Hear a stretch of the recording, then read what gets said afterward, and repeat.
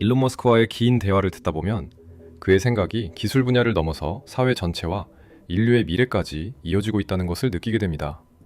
그는 먼저 자신이 운영하는 X 플랫폼에 관한 이야기로 입을 열었습니다. X는 이미 월간 6억 명 이상의 사용자가 활동하고 있고, 세계적으로 큰 뉴스가 발생하면 10억 명 가까운 사람들이 동시에 몰려드는 플랫폼이 되었다고 설명했습니다. 그는 X가 단순히 글을 올리고 서로 대화하는 공간을 넘어 전 세계 사람들이 동시에 연결되는 하나의 거대한 디지털 광장이 되기를 바란다고 말했습니다. 현재 인터넷의 중심이 영상 콘텐츠로 이동하고 있음에도 불구하고 그는 여전히 텍스트가 가지는 힘과 가치를 매우 중요하게 생각하고 있었습니다. 영상은 빠르고 직관적이지만 텍스트는 훨씬 높은 정보 밀도를 제공하고 깊은 사유를 가능하게 해주기 때문입니다. 그래서 X는 앞으로도 텍스트 기반의 사고가 살아있는 공간이 되기를 바라면서도 동시에 실시간 AI 기반의 영상 소통 기능이 점점 더 강화될 것이라고 보고 있었습니다. 언어 장벽을 없애기 위해 자동 번역 기능을 적극적으로 도입한 것도 바로 이 때문이라고 설명했습니다.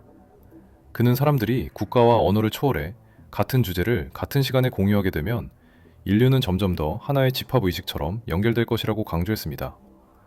정치적 균형에 대한 이야기도 계속 이어졌습니다. 그는 X가 어느 한쪽 정치적 성향에 치우치지 않도록 노력하고 있다고 말했습니다.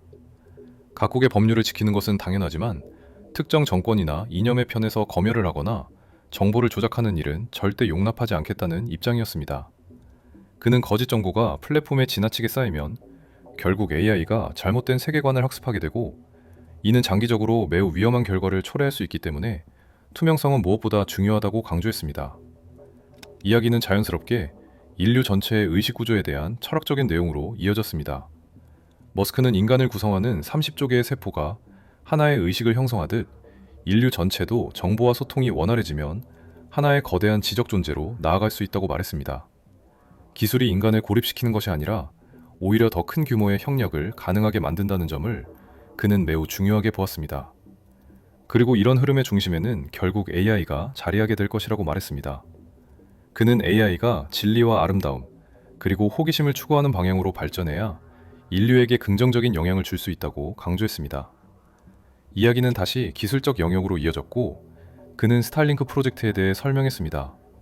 수천 개의 저궤도 위성들이 레이저로 서로 연결되어 지구 전역을 감싸는 거대한 네트워크를 만들고 있으며, 이 시스템은 기존의 인터넷보다 지연 시간이 낮고 안정성이 훨씬 뛰어나다고 말했습니다. 특히 자연재해나 전쟁과 같은 비상 상황에서 지상 기반 통신망이 손상되더라도 스타일링크는 계속 작동할 수 있기 때문에 실제로 여러 지역에서 무료로 재난 대응 인터넷을 제공한 사례도 있다고 밝혔습니다. 다만 인구 밀도가 매우 높은 도심 지역의 경우 물리적 특성 때문에 지상 광 케이블을 완전히 대체하기는 어렵다고 솔직하게 덧붙였습니다. 스타일링크의 진정한 강점은 농촌 지역이나 개발도상국, 무인 지역과 같이 기존 인터넷 접근이 어려운 곳에서 나타난다고 설명했습니다. 대화가 미래로 넘어가자 그는 AI와 로봇 공학이 가져올 커다란 변화를 매우 확신에 차서 이야기했습니다. 앞으로 10년에서 20년 사이에 사회 구조는 완전히 달라질 수 있으며, 인간의 노동은 생존을 위한 필수적인 요소가 아니라 선택적 활동이 될 가능성이 크다고 전망했습니다. AI와 로봇이 대부분의 생산 활동을 수행하게 되면서 사람들은 오히려 하고 싶은 일을 취미처럼 선택할 수 있는 시대가 올 것이라고 말했습니다. 테슬라가 개발 중인 옵티머스 로봇이나 자율주행 시스템이 바로 이러한 미래의 기초가 되는 기술들이라고 강조했습니다. 생산성이 폭발적으로 증가하면 경제 전반에는 강한 디플레이션 압력이 생기고, 이는 물가를 낮추는 방향으로 작용하게 되며 미국을 포함한 국가들이 가진 장기 부채 문제도 완화될 수 있다고 덧붙였습니다. 경제 이야기는 자연스럽게 화폐의 본질로 이어졌고, 그는 장기적으로 화폐라는 개념 자체가 없어질 가능성도 있다고 말했습니다. 미래의 핵심 자원은 에너지이며, 특히 태양에너지는 사실상 무한하기 때문에 문명이 발전할수록 에너지가 실질적인 통화 역할을 하게 될 것이라는 설명이었습니다. 그는 문명의 발전 정도를 평가하는 카르다쇼프 척도를 언급하며 현재 인류는 아직도 1단계 문명에 도달하지 못한 상태라고 말했습니다. 하지만 AI와 로봇 공학이 발전한다면 인류는 태양계 단위의 2단계 문명, 나아가 은하 단위의 3단계 문명으로 성큼 다가갈 수 있다고 전망했습니다. 그는 인구 감소 문제에 대해 상당한 우려를 표했습니다. 인구가 줄어든다는 것은 문명의 창의성과 지적 에너지가 줄어든다는 의미이며, 결국 인류가 앞으로 나아갈 수 있는 힘이 약해지는 것이라고 말했습니다. 교육에 대해서도 흥미로운 관점을 제시했습니다. 대학이 반드시 필요한 시대는 아니지만 다양한 관점을 접하고 사회적 관계를 형성하는 경험의 장으로서의 대학은 여전히 가치가 있다고 인정했습니다. AI 시대에는 사람들이 어디서 살든 원하는 일을 할 수 있게 되면서 대도시에 몰려 살 필요도 점차 줄어들 것이라고 말했습니다. 그는 윤리와 도덕, 종교에 관한 이야기도 조심스럽고도 깊이 있게 다뤘습니다. 스피노자의 철학을 언급하면서 도덕은 반드시 종교적 체계가 있어야만 생겨나는 것은 아니라는 점을 강조했습니다. 진리와 아름다움, 호기심을 추구하는 마음만으로도 충분히 윤리적인 행동이 가능하며 이는 AI에게도 마찬가지라고 말했습니다. 그는 오래전부터 주장해온 시뮬레이션 가설도 언급했습니다. 우리가 사는 현실이 시뮬레이션일 확률이 높으며 그 시뮬레이션이 계속 유지되는 이유는 인간이 끊임없이 새로운 것을 탐구하고 흥미로운 행동을 하기 때문이라는 관점이었습니다. 이야기는 정치와 무역, 자선, 그리고 이민 문제로도 확장되었습니다. 그는 큰 기업이 되면 정치와 얽히는 것은 피할 수 없다는 현실을 인정하면서도 특정 집단을 위한 검열이나 권력의 오용은 절대 다람직하지 않다고 말했습니다. 자유무역을 지지하는 이유는 기술과 자원이 더 빠르게 확산되어 전 세계가 빠르게 발전할 수 있는 구조를 만들기 때문이라고 설명했습니다. 자선활동은 선의가 있어도 실제로 효과를 내기 어려운 경우가 많기 때문에 진정으로 도움이 되는 방식으로 접근해야 한다고 강조했습니다. 미국이 기술적으로 성공할 수 있었던 중요한 이유 중 하나는 전 세계에서 인재를 받아들였기 때문이라며 이민 정책의 중요성도 강조했습니다. 대화의 마지막에 그는 젊은 창업가들에게 조언을 전했습니다. 더 많이 받으려고 하기보다 더 많이 기여하려고 해야 하며 사회에 실제로 도움이 되는 제품과 서비스를 만드는 것이 무엇보다 중요하다고 말했습니다. 그런 가치를 만들어내는 기업은 결국 성공할 수밖에 없으며 성실함과 꾸준함은 그 어떤 전략보다 강력한 힘을 가지고 있다고 덧붙였습니다. 머스크의 이야기를 계속 듣다 보면 그가 왜 기술을 단순한 산업의 도구가 아니라 문명을 이동시키는 힘으로 바라보는지 조금씩 이해하게 됩니다. 그는 기술이 발전하는 과정에서 인간이 무엇을 잃어버릴 수 있는지 또 무엇을 새롭게 얻을 수 있는지에 대해 상당히 명확한 시각을 가지고 있었습니다. 그는 기술이 인간의 능력을 대체하는 순간에도 인간의 가치가 사라지는 것이 아니라고 말했습니다. 오히려 인간은 더 흥미롭고 창의적인 활동으로 옮겨갈 기회를 얻는다고 설명했습니다. 그는 인간이 본질적으로 창조하는 존재라고 보았습니다. 과거에는 생존을 위해 노동이 필요했지만 앞으로의 시대는 생존이 아닌 창조가 인간 활동의 중심이 될 것이라고 전망했습니다.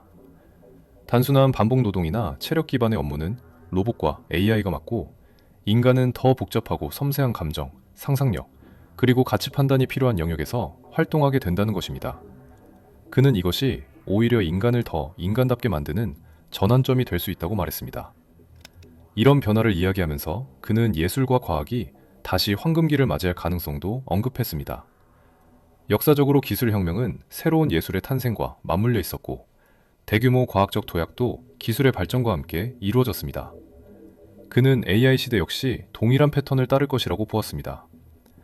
AI가 기존의 틀에 갇힌 사고를 깨고 새로운 방식의 창작을 촉진하며 인간은 AI가 만들어내는 새로운 자극 속에서 더 넓은 사고를 펼칠 수 있다고 설명했습니다.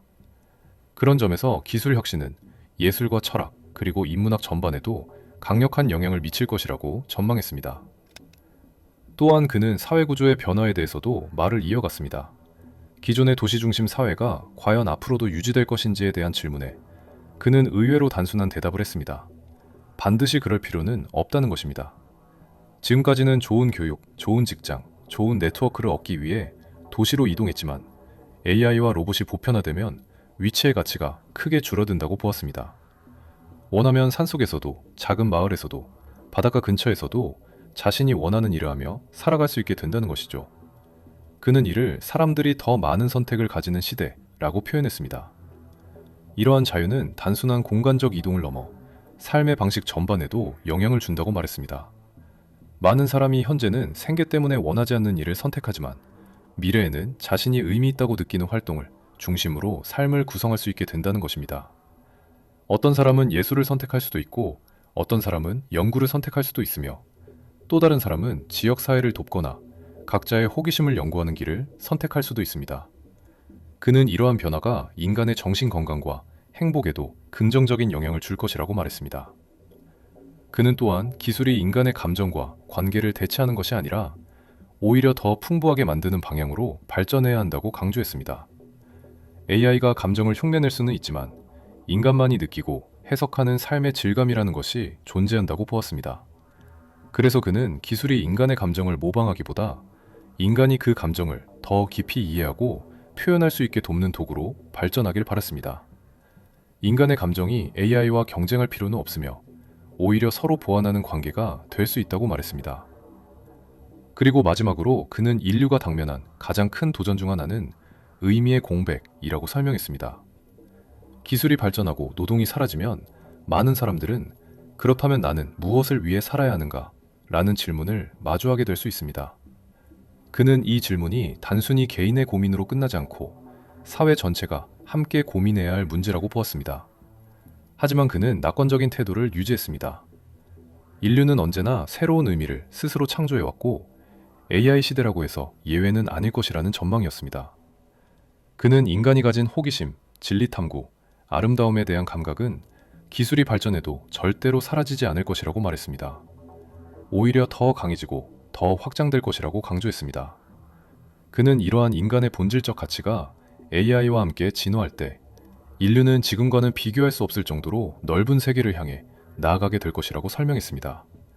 그리고 그 미래는 두려움보다 기대가 더 크게 자리해야 한다는 메시지로 이야기를 마무리했습니다.